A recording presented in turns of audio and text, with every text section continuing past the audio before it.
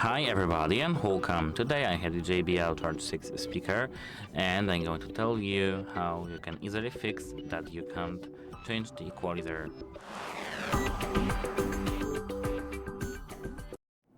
So at first we have to enter our JBL application, which is called JBL Portable, and if you want to know how you can easily install this application, pair your speaker with it, check our channel because we have a video for that. Now let's go straight to the video. As you can see here, now I can change the equalizer. I don't have any problems with that.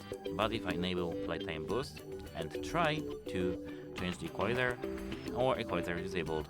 Speakers will disable equalizer to have a better sound while Playtime Boost is on. So we have to just disable Playtime Boost here. And now we can change our equalizer back again. That's it, hope it helps you and goodbye.